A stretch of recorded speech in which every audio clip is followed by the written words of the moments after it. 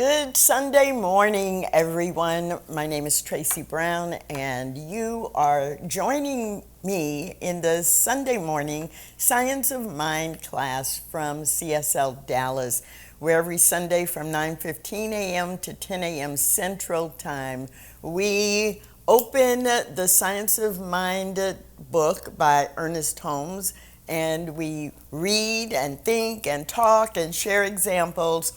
So I invite you to join and fully be listening for concepts or ideas that you have experienced in your own life so that you can share that when we open up for questions and comments. Please join me with a centering breath,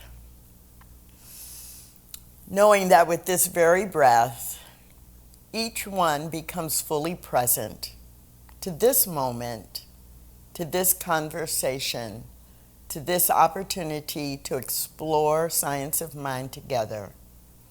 Breathing in the now and exhaling everything that is out of alignment with this conversation.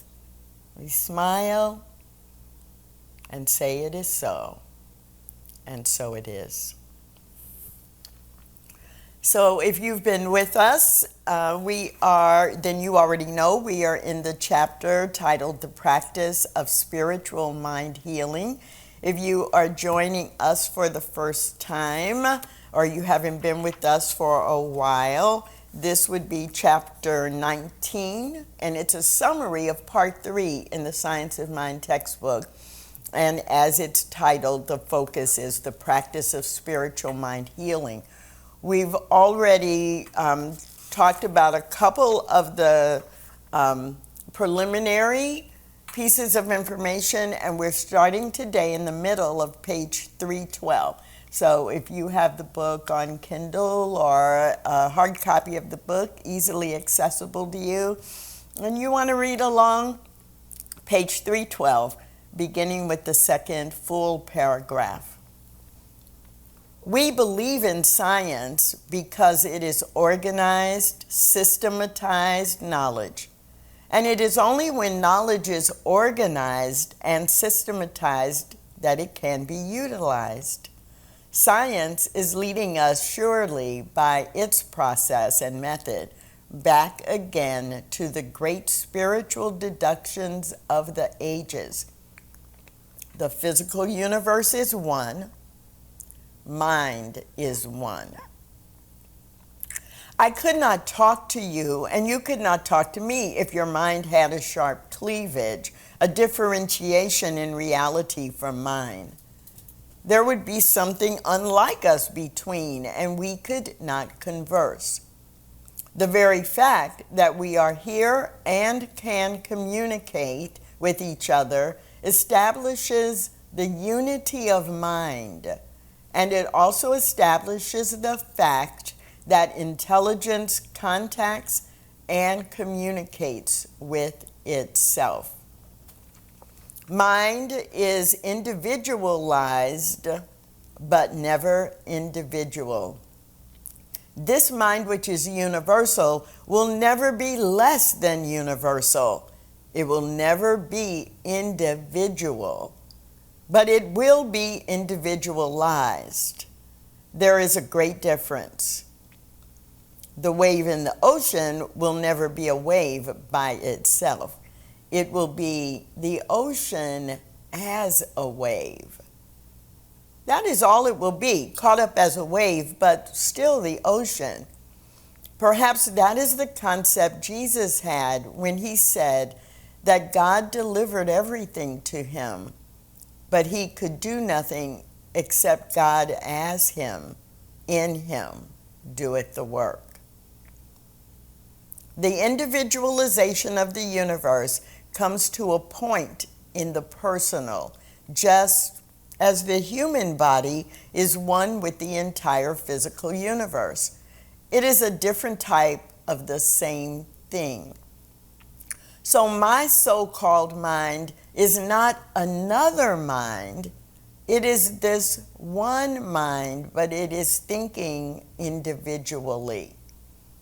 That is all. Thinking individually, it thinks differently, not necessarily better or worse, but differently. Okay, I'm going to stop there. So Ernest Holmes, in these 3 paragraphs, really hits a home run in helping us remember that there is only one mind, there's only one God, there's only one spirit, there's only one thing happening here. And it individualizes itself, and each one of us is a part of that mind, or a part of that one body, expressing individually or personalizing our thoughts or our experiences.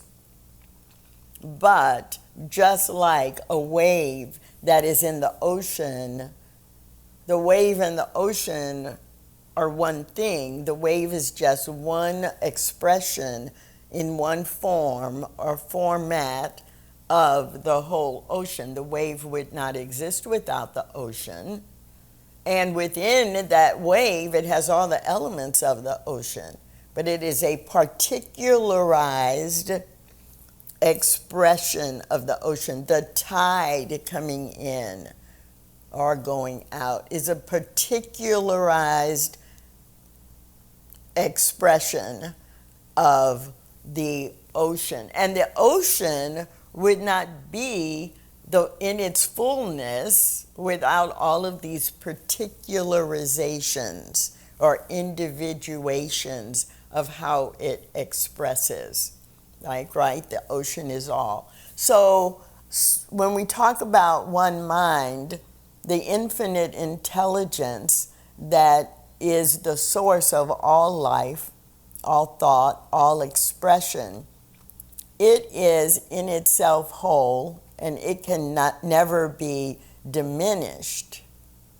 And at the same time, if we are looking at the human experience as we are right now in these 3 paragraphs, each human being has a way of expressing, experiencing, and evolving the intelligence and the experience of life in a unique way.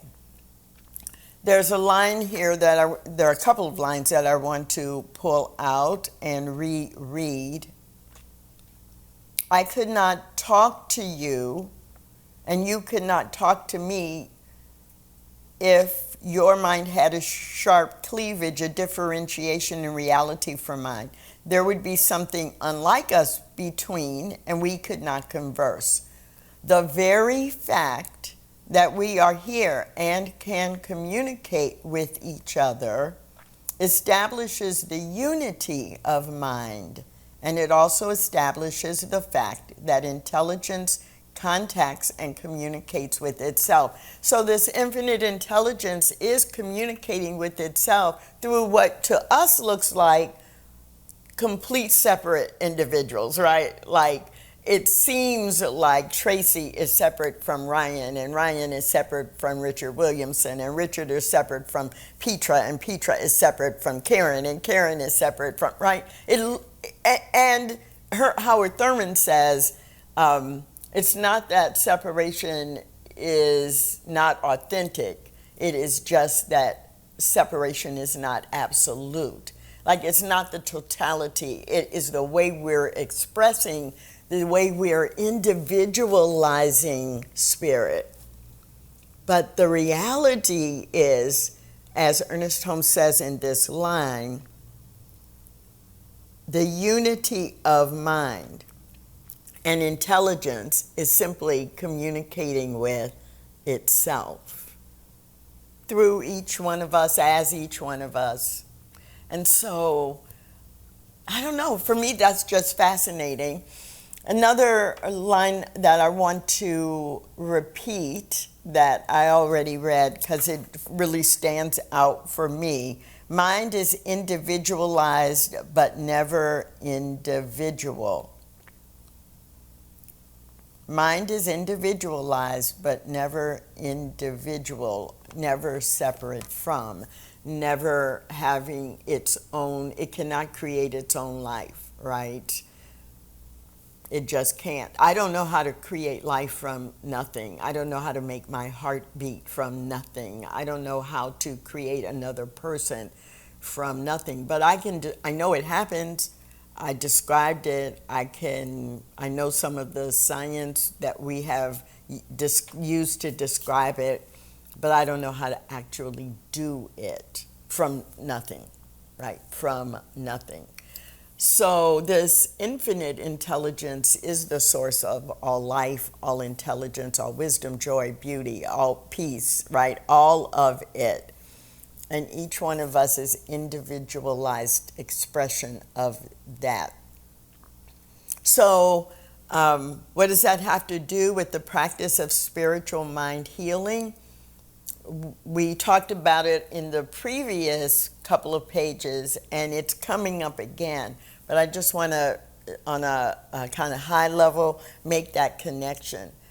The fact that there is really only one mind, and even though we are individualized expressions of it, is what allows us to make a claim in the infinite intelligence that is the universe operating, and know that there is this connection between my mind and your mind, my mind and the mind of the collective, and the words I speak or write if I'm writing a treatment. But the words that I think, the words that I claim are in this one whole mind, this one whole center of action.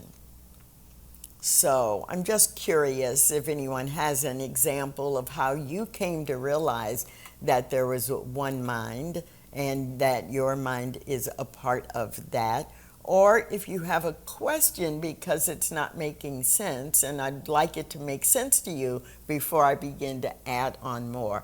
So Ryan, why don't you give people instructions, welcome them, and tell them how they can participate. Well, thank you very much, Dr. Tracy, and welcome to everybody who's joining us here inside the Zoom room and also out there on Facebook land. And as always, if you'd like to hop over and talk to us here in the Zoom room, the link is in the description above, so we encourage you to do that. And for those who are here with us in Zoom, if you'd like to share your experience, go ahead and hit the raise your hand icon located down below on your screen. Or as always, you can put it in the chat and I'll bring it into the room. And we always like to mention that we do keep the chats anonymous, so that way we provide a safe container for everybody to share in.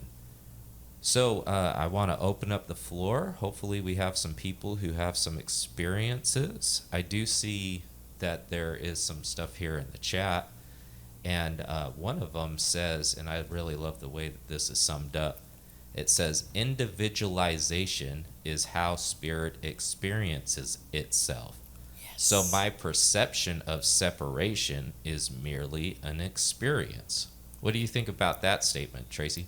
I agree with it 100%. Ernest Holmes agrees with it 100%. It could be right from the textbook. And for some people that may sound confusing, but really it's not better, it's not worse, and it's our human, we're operating in a physical world. And so in the physical world, it's like, well, here's my hand and I can touch it, or here's the book and I can pick it up. And, it's like, it's a unique physical three-dimensional item. But when we really recognize that spirit is creating from itself so that it can experience life, it's like we're not all the same. Otherwise, there would only be one experience. But we are all individualized. And of course, that would come to mind just that way, since the topic for today's Sunday Talk is oneness, not sameness. And so we are individualized deliberately and by design, not clones of each other. So I agree with that completely. Do you have anything else? Well, I think we're just waiting for some folks to chime in and share their experiences. So, once again, we'd just love to hear from you. And you can do that by hitting the raise your hand icon located down below the screen, because this is an interactive experience after all, right? So, it looks like we have a few people. So, I just want to go ahead and allow for space before you continue on in the chapter. So the first Okay. person I'm going to call in is Brenda. Brenda, you want to go ahead and unmute yourself and join us? Good morning, Dr. Brown, Ryan, and community. Hello, family. Wow, this is just so perfect because it absolutely builds on what we talked about last week. So last week I was sharing the Gospel of Brenda, that in that ocean of everything, this lifetime, I'm a thimbleful taken from that ocean. And when this life is over, the thimbleful goes back to that ocean. And energy and matter can't be created or destroyed. So at another point, another thimbleful will be drawn from the ocean. And somehow my concept of I continues between lifetimes. And the great master taught us that, and we talked about that last week. But what I struggled with initially is I can get that the ocean is the all and the wave is the individualized expression. But what I use to overcome my barrier of how is it that my experiences, my thoughts, my treatments, my life perspectives can influence the ocean. I'm such a tiny thimbleful. How can it influence the entire ocean? And so coming back to science, we know that scout ants somehow signal back, other than walking back, to their hive to say, come here to food. And we know that bees send out scouts who somehow communicate back to the hive to say, here's where the good pollen is. And so how do we do that with humans? And many of his experiences at this sense of coincidence of I'm thinking about something and then I pick up the phone and talk to my friend and they're thinking about the exact same thing. So the way I think about it, yes, I'm a thimbleful from that ocean. My experiences in this human life add a drop of food coloring to my glass of water. Now, when you take a drop of red food coloring and put it in a glass of water, that experience into the whole, you can never, ever, ever completely take that food coloring out of the water. And if you take my glass of food coloring and dump it in the water, it's not going to change the ocean very much. But if I'm red and you're purple and somebody else is blue, and we have a gazillion glasses of colored water and dump it into the ocean, it might look very muddy in color to someone looking from the outside, but from that higher perspective, if you've ever looked at all of the iridescent colors shimmering off of something and you can see the little bits of individual color in the whole, like when the sun hits it just right and you see the little sparkles. And so that's how I put into the mindset that beyond just being a part of the wave, that's how I figured I could influence the wave. And if we get enough people with the color in their glass of love or of peacefulness or of compassion, the dominant color will be what changes the ocean. And that's where we come to all of us coming to one mind, raising love and consciousness. So my monkey mind has to create a story that makes sense of how I fit into the world and how I can be unique in my experiences and yet the same as everyone else. So that's just a little visualization that I use. And it makes me then very conscious of what color I put in my glass, because my glass is going to affect your color and Ryan's color and Connie and Jeff and all of my friends and family at CSL. And so I don't want my color to diminish yours. I want it to augment yours. So And I applaud you for thinking through it enough and long enough and deeply enough that you can come up with the visual, right, and the story that makes sense, because in our human experience our human brain is set up like, give me information, let me categorize it, let me make sense out of it. And for many of us, until we can come up with something that makes sense, it's hard to believe and it's hard to describe. It's like what's really challenging for our human brain to process is that we are a part of the whole, and the whole is all of us. Like, the way that we actually influence the whole is easy because it is already in us. We are already it, and but it feels like we're separate. So I love that image of, if I am a thimbleful, if I am just a thimble of it, I'm still engaged in it, and it is fully engaged in me. So, yeah, so a couple more people. What else do we have, Ryan? Yeah, that was really great. I love that explanation and that metaphor too. That was really wonderful, Brenda. All right, so I'm going to ask Connie to go ahead and unmute yourself and join us here in the conversation. Good morning, Dr. Tracy, and good morning, everyone. Hi. Ooh, this is amazing as usual. Just to follow on what Brenda was saying, I just want to ask a question. Can I influence collective consciousness by elevating my level of consciousness? And then I have something else too. So the answer is yes. And the answer is, I do want us to be a little careful with the word influence, because it does work in our human context. But this is all, we are all co-creating. So when we really are, working from this spiritual perspective, we are co-creators with the universe, and influence is fine as long as we don't forget. It's not like there's this big overwhelming intelligence that is deciding for us and we're like trying to influence it to do a certain thing. Where influence has more strength as we are talking about this is, for example, if we are talking about the human collective consciousness, not the spiritual wholeness of consciousness.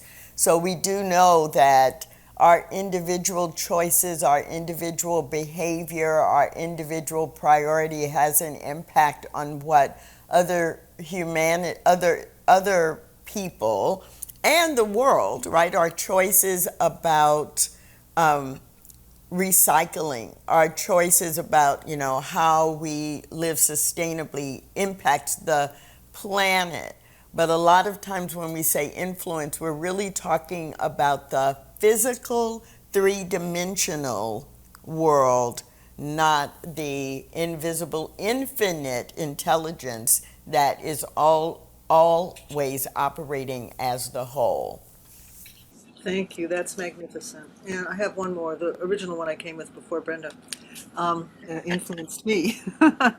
um, I was walking in the park this morning doing my morning exercise, and came across a man there that I've met many times, and we chat and stuff like that. And he said to me, "I'd like to get together with you and have coffee and get to know each other better." And I said, "That would be great, except I don't drink coffee." And he said, "Well, whatever you drink is fine," anyway. But then I said, "Well, that sounds good." And I said, "You're going to find me kind of weird." That's what I said to him. And then he said, "Well," he said, "Well, that's okay. We're all weird." And it was really interesting. But we're all weird in our own individual ways, in our own individual expressions. Are we? I don't know if we're all weird, but whatever. The word, different. And it just really underlined for me, yes, I am an individual expression of spirit. And spirit is weird. Okay. Spirit has to be weird if you're weird. If that's the word you use to describe yourself, then spirit is weird. There is a TEDx talk. It's a short one. It's like 8 minutes, I think. And it's a boy. He's 9 or 10 years old, I believe. And his name is Corey. And so if anybody is interested, do an internet search for TED Talk Corey Weird. If you put those words together, I'm sure it will come up. And what Corey does in this talk is he basically does say that line, which is why it came to mind. He says, everybody's weird, and that's awesome. And that's how he ends his TED Talk. But the whole talk is about individuation and differentiation and how we sometimes label people as sick or as needing to be fixed. And they really don't need to be fixed, right? We need to accept people for who they are and their uniqueness. So I love that you use the word weird, because it doesn't have to be a bad thing. It really is true. We're each different. Great. Well, I think a lot of us want to hear a little bit more from the book. So yeah, let's go and pick up on page 312. Nope, on page 313, the second paragraph.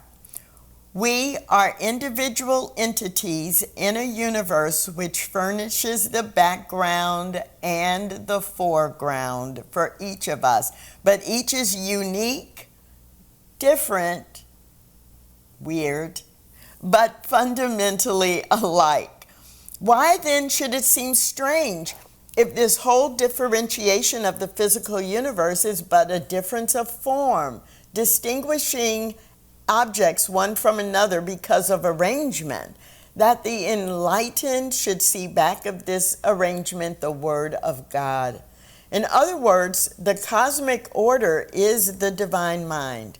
The universe in which we live is a spiritual system. We are spiritual beings, but we do not know it. We do not understand it. So in our ignorance, we misuse our divinity without changing or destroying it. Repeating that sentence. In our ignorance, we misuse our divinity without changing or destroying it.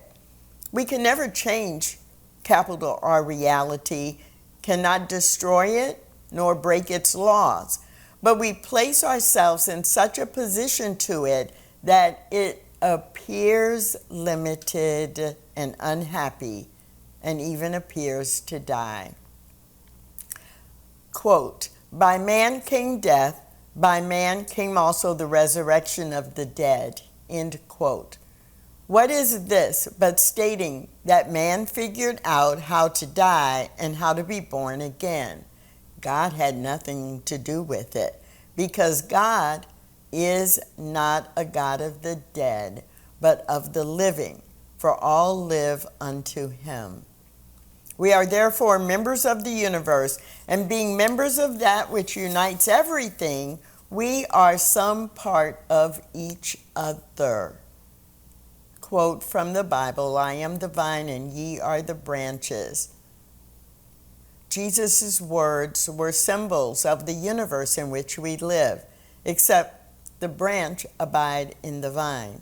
It shall not bear fruit, but if ye abide in me, and my words abide in you, ye shall ask for what ye will, and it shall be done unto you.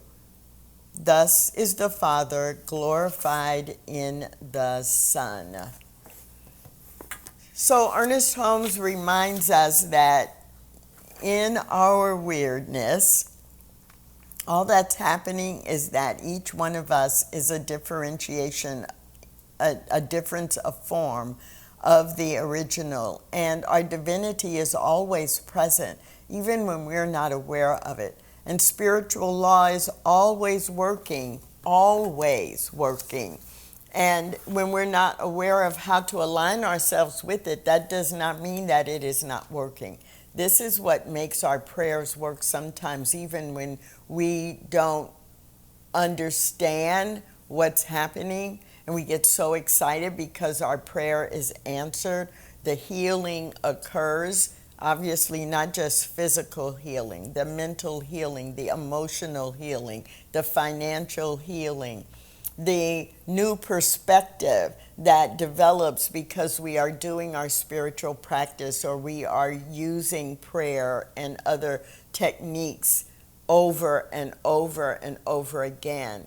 We are simply aligning ourselves as the thimble in the ocean, but overflowing, that wave in the ocean that rises up and then merges back into the smoothness, the smooth surface of the water, because there is no separation.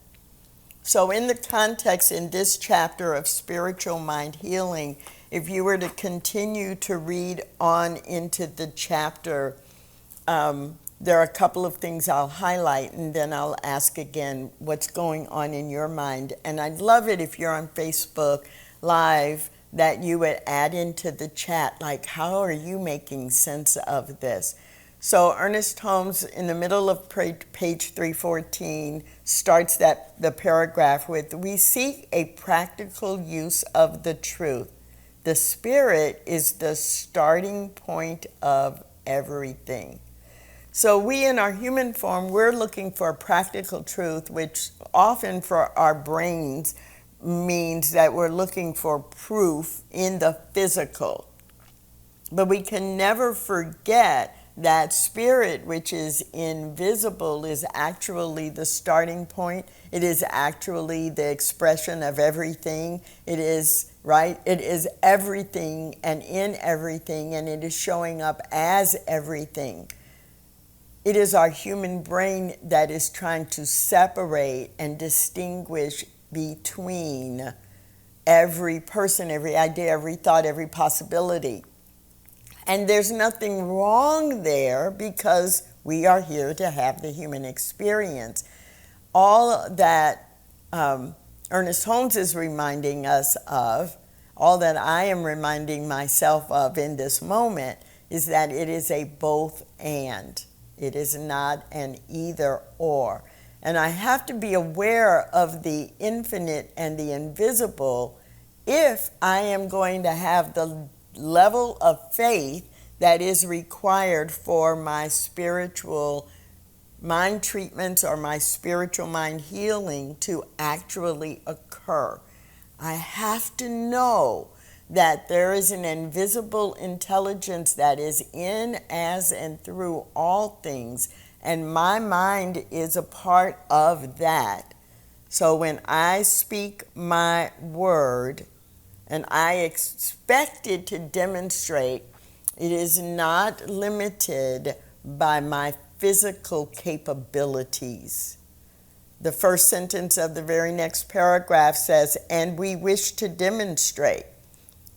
We want our prayer to be answered. What do we mean by demonstrate? Nothing peculiar, nothing weird, nothing that pertains to ghost walking. To demonstrate means to prove, to exemplify, to manifest, to bring forth, to project into our experience something that is better than what we had yesterday. So all of this is to remind us that it is the power of the one mind, the total mind, the infinite intelligence that is operating on our prayer, on our desire, and making it manifest. And so if that captures you, then you will want to read further in the chapter, because the next few paragraphs, Ernest Holmes really just talks about, okay, if you want a better life, then this is how you need to position your mind and what is actually happening. Because again, this chapter is explaining spiritual mind healing, or summarizing it, because we actually talked about it a few chapters ago in the book. So I'm really curious, when have you had a demonstration? And if you're really good, put it in the chat or raise your hand to share a demonstration that you have had in the last week. But it really doesn't have to be that. It may be the first time you recognized that what you prayed for or what you were focusing on, and maybe you didn't believe it at first, but it actually came through and it felt like a miracle or it felt like a surprise. Let's put some demonstrations in the chat so that we can really remind each other how spiritual mind healing works. It works from the invisible and transforms something into the physical because of our faith and because of our understanding of how the mind works. Our mind, our conscious mind, and the infinite mind. All right, so who wants to share a demonstration, or what do we have in the chat? Yes, I have a couple people in here. So the first person that I'm going to call up is Anita. Do you want to go ahead and unmute yourself, Anita? Hey, good morning, Dr. Tracy, Ryan, and everybody. So, I love the references, of course, to scripture that Ernest brings into the textbook. But to talk about demonstrations, one of the things that, of course, after 7 months of being unemployed, was back at, focusing on my financial abundance and all of my needs being met before the need arises, right? So Friday happened to be payday at my new job. And, I checked my bank account to see, if my paycheck had been deposited so I could participate in law circulation. And I noticed that my paycheck was $200 higher. And I'm like, what's that about? And so, there was a little bonus for being a power learner that my boss had put in for me. And then I go to the mailbox and there's one envelope in my mailbox. And that envelope contained a check for reimbursing me for the COBRA premium that I had paid because the stimulus had paid the COBRA premium instead. So it's just making note of how the universe continually supports me and supplies things beyond my need. Wow, wow, wow. What a great demonstration, and what a great example of, really, it is the practice of spiritual mind healing. It is that I know that I am, or what I am taking from what you're saying, is that it is, when I claim that I am a part of the ocean of abundance, the ocean of infinite abundance, that I am in that flow, that the flow has to include me in it in ways that I am directing the universe. So yes, absolutely, it's a great demonstration. What else you got, Ryan? Yeah, I love those types of demonstrations. I have to personally admit, I thought I had paid all my taxes, and then all of a sudden I got a tax return inside of the mail. I guess I had overpaid, so it was one of those strange blessings. But I keep telling the universe I am open and receptive to all possibilities and opportunities of abundance. Love that is my that. affirmation for myself and for all of you that are watching us. I love it. So I see Kathy. Do you want to go ahead and unmute yourself, Kathy, and join in the conversation? Good morning, my CSL family. So my demonstration, I actually had surgery on Wednesday. It was a sigmoid colectomy where they have to remove a part of the colon that's diseased. And with the prayers with my Sangha family, I've been saying I am a medical miracle. And what had happened is that I'd had 2 attacks, and the doctor said the next attack could actually take my life. Well, being a medical miracle, that was not going to happen. I was not committed to that, and my teachings are not that. So I had the surgery on Wednesday, and on Friday I was released. Now, normally you're in the hospital for 4 to 5 days, but he did the surgery laparoscopically. And at 64 years young, I walked the hall twice the day after my surgery. I walked the stairs yesterday, and yesterday they allowed my Sangha family to bring me home. I've had no pain, no discomfort, and feel the love and the support of all this teaching. And I'm so grateful. Thank you. I am a medical miracle. I am a medical miracle. What a fabulous affirmation. And thank you for sharing the demonstration as well. Because sometimes the best way to grow our faith is to recognize how others have received and have experienced demonstrations. So thank you so much for sharing that. And I want to say congratulations, except that there's the divinity part of me that's like, well, of course. So maybe the congratulations is aligning yourself in what is the spiritual truth of you and of all of life. It's beautiful, beautiful. So our time is running really short. Do we have anything else, Ryan? Well, yeah, I see that there's some demonstrations that people have been placing inside of the chat, so I just wanted to list some of them. So somebody out there on Facebook had demonstrated a sale of a home, and it seems that it's going to be closing in 3 days for more money than the asking price. Yes. So that's one of the demonstrations I saw. And it looks like we have a few people demonstrating the relationship of their dreams. That COVID's got everybody a little locked indoors and feeling like love is in the air. I love it.